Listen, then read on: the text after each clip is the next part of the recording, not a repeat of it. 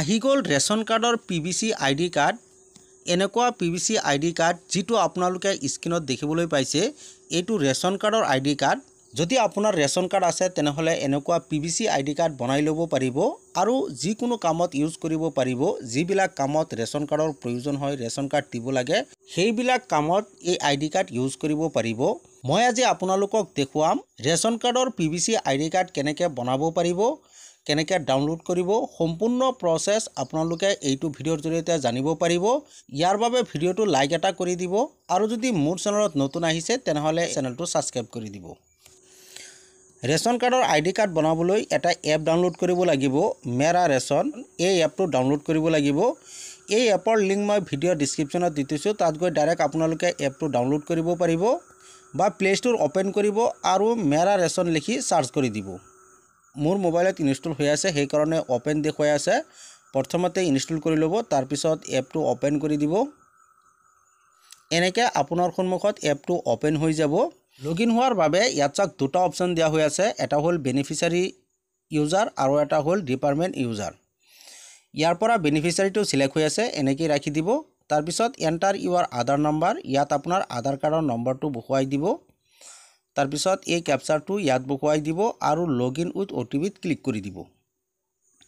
এনেকৈ আপোনাৰ মোবাইলত এটা OTP পঠিয়াব। ইয়াত চাওক দিয়া হৈছে OTP সেন্ড সাকসেসফুলি, ওকে কৰি দিব।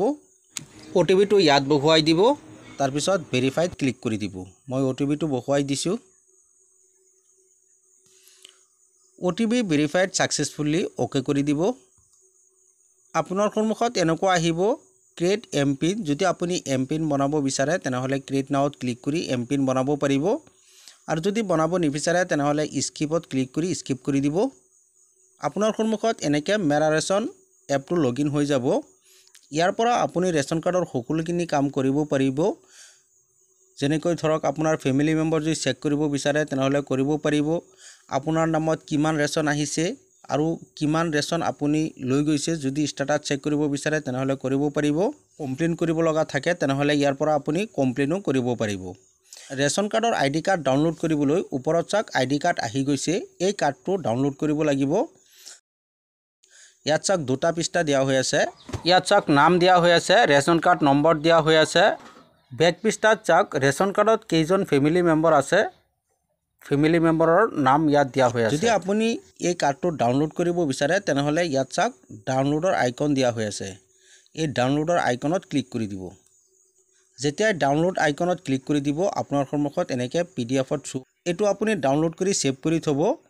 কোনো কম্পিউটাৰ দোকানত গৈ PVC কাৰ্ডত প্ৰিন্ট কৰি ল'ব, তেতিয়া এনেকুৱা ID কাৰ্ড হৈ যাব আৰু এই কাৰ্ডটো আপুনি যিকোনো কামত ইউজ কৰিব পাৰিব।